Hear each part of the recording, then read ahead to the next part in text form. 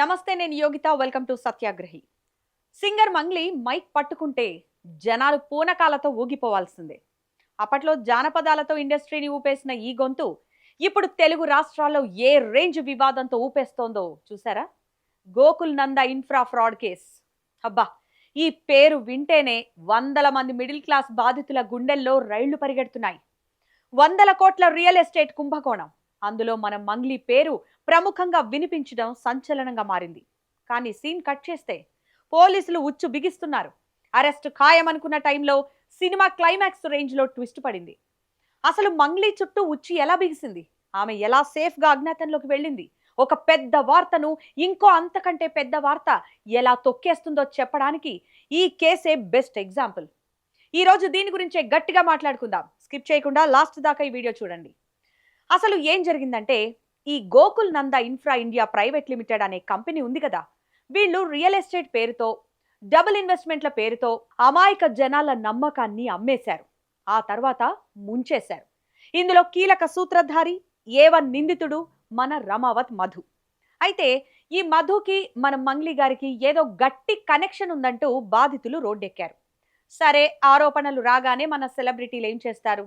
ఆయన ఎవరో నాకు తెలీదు, నాకేం సంబంధం లేదు, నేను కేవలం బ్రాండ్ అంబాసిడర్ని మాత్రమే అని చేతులు దులిపేసుకుంటారు.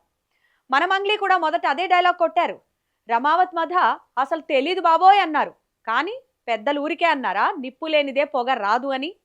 సోషల్ మీడియా మహత్యం ఏంటంటే, దాస్తే దాగుతాయా నిజాలు? ఇద్దరూ కలిసి దిగిన కొన్ని ప్రైవేట్ ఫోటోలు, వీడియోలు ఠక్కున లీక్ అయిపోయాయి. దాంతో Mangli defence wicket clean bowled అయింది. పోనీ ఫోటోలు లీక్ అయితే ఫ్రెండ్షిప్ అనుకోవచ్చు, కానీ పోలీసులు రంగంలోకి దిగి బ్యాంక్ అకౌంట్లు తవ్వడం మొదలు పెట్టారు. అక్కడ దొరికింది అసలైన నిధి. మంగ్లీ సొంత తమ్ముడి బ్యాంక్ అకౌంట్లోకి ఈ గోకుల్ నంద కంపెనీ నుంచి భారీగా నిధులు ట్రాన్స్ఫర్ అయినట్లు పోలీసులు ఆధారాలు లాగారు. అంటే పాటలు పాడితే పైసలు వస్తాయి సరే, కానీ ఈ ఇన్ఫ్రా కంపెనీ నుంచి తమ్ముడు అకౌంట్కి ఎందుకు వచ్చాయో ఆ దేవుడికే తెలియాలి మరి. ఇక అంతే, నెటిజన్లు, మీడియా అంతా డిసైడ్ అయిపోయారు. ఇవాళ రేపో మంగ్లీ అరెస్ట్ ఖాయం, లేదా కనీసం పోలీస్ స్టేషన్ మెట్లెక్కడం గ్యారంటీ అనుకున్నారు. చుట్టూ ఉచ్చు బిగుస్తోంది. రూట్ క్లియర్గా లేదు అని తెలియగానే మన సింగర్ ఏం చేశారు? సైలెంట్గా ఫోన్ స్విచ్ ఆఫ్. కొన్నాళ్ల పాటు అజ్ఞాతంలోకి వెళ్ళిపోయారు. మీడియా మైకులు ఇంటి ముందుకు రాకుండా, పోలీసులు నోటీసులు చేతిలో పెట్టకుండా ఉండేందుకు సేఫ్ జోన్లోకి వెళ్ళిపోయారు. అక్కడ బాధితులేమో, అమ్మా మంగ్లీ, నిన్ను చూసే కదా మేము నమ్మి డబ్బులు పెట్టాం, మా కష్టార్జితం పోయింది, మాకు న్యాయం చేయండి అమ్మా అని ఏడుస్తుంటే, ఇక్కడ కేసు నుంచి ఎలా ఎస్కేప్ అవ్వాలా అని స్కెచ్లు నడిచాయి. సెలబ్రిటీలు తప్పు చేస్తే ఒక అడ్వాంటేజ్ ఉంది. వాళ్ళు అజ్ఞాతంలోకి వెళితే దాన్ని పర్సనల్ వెకేషన్ అంటారు. అదే సామాన్యుడు వెళ్తే పరారీలో ఉన్న నిందితుడు అంటారు. ఎంతైనా చట్టం ముందు అందరూ సమానమే కదా. సరిగ్గా మంగ్లీ చుట్టూ ఉన్న ఉచ్చు గట్టిగా బిగుసుకుంటున్న టైంలోనే సినిమా రేంజ్ ట్విస్ట్ పడింది. మంగ్లీ గారి లక్కేంటో గానీ తెలంగాణ రాజకీయాల్లో ఒక పెను తుఫాన్ వచ్చింది. అదే బండి భగీరథ్ పోక్సో కేసు. కేంద్ర మంత్రి కుమారుడు బండి భగీరథ్ చుట్టూ రేపు వివాదం ముసురుకోవడం, అది కాస్త పోక్సో కేసుగా మారడంతో తెలంగాణ మీడియా, పొలిటికల్ సర్కిల్స్ ఒక్కసారిగా షేక్ అయ్యాయి. ఇక మన మీడియా ఛానళ్ల గురించి తెలిసిందేగా.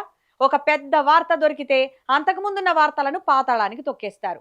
కేంద్ర మంత్రి కొడుకు కేసు, పోక్సో చట్టం అంటే రేటింగ్స్ నెక్స్ట్ లెవెల్లో ఉంటాయి. మరి ఇంకేముంది, పొద్దున్న లేస్తే బండి భగీరథ్ కేసు, రాత్రి అయితే అదే డిబేట్లు. దీంతో గోకుల్ నంద ఇన్ఫ్రా ఫ్రాడ్ కేసు, బాధితుల గోస, మంగ్లీ అకౌంట్ల వ్యవహారం అంతా సైడ్ ట్రాక్ అయిపోయాయి. ఒక రకంగా చెప్పాలంటే బండి భగీరథ్ పుణ్యమా అంటూ మీడియా ఫోకస్ మొత్తం డైవర్ట్ అయిపోయింది. మంగ్లీ చుట్టూ ఉన్న ఉచ్చు కాస్త లూజ్ అయిపోయింది. ఒక తప్పును కప్పిపెట్టడానికి ఇంకొకడు అంతకంటే పెద్ద తప్పుతో రెడీగా ఉండడమే సెలబ్రిటీల అదృష్టం అంటే. సరే, ఇక్కడ మీడియా ఫోకస్ మారింది కదా అని మన సింగర్ ఏం చేశారో తెలుసా? అజ్ఞాతంలో నుంచి నేరుగా సిలికాన్ సిటీ బెంగళూరులో ల్యాండ్ అయ్యారు. అవును, మీరు విన్నది నిజమే. ఇక్కడ కేసు నడుస్తోంది, జనాలు ఏడుస్తున్నారు. కానీ మంగ్లీ మాత్రం బెంగళూరులో జరిగిన ఒక గ్రాండ్ లైవ్ ఈవెంట్లో తలుక్కున మెరిశారు. అసలు ముఖంలో ఏ మాత్రం తప్పు చేశామన్న ఫీలింగ్ ఉంటేగా ఎప్పట్లాగే తన మార్క్ హై ఎనర్జీ పాటలతో అక్కడి స్టేజ్ను ఊపేశారు. ప్రస్తుతం ఆమె బెంగళూరులో వరుస షోలతో ఫుల్ బిజీ. ఈ విజువల్స్ చూసి నెటిజన్లు అగ్నిపర్వతంలా బద్దలవుతున్నారు.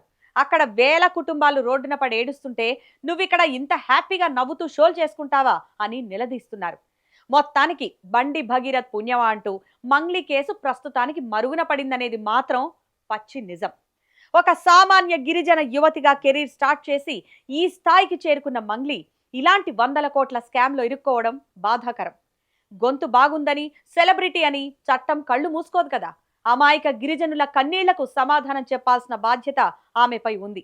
మరి బండి భగీరథ్ కేసు వల్ల మంగ్లీ సేఫ్ జోన్లోకి వెళ్లిపోవడంపై, ఈ 100 కోట్ల గోకుల్ నందా స్కామ్ పై మీ అభిప్రాయం ఏంటో ఈ వీడియో కింద కామెంట్లో మాకు తెలియజేయండి. ఈ వీడియోని అందరికీ షేర్ చేయండి. మన ఛానల్ని ఇప్పుడే సబ్స్క్రైబ్ చేసుకోండి. Thanks for watching.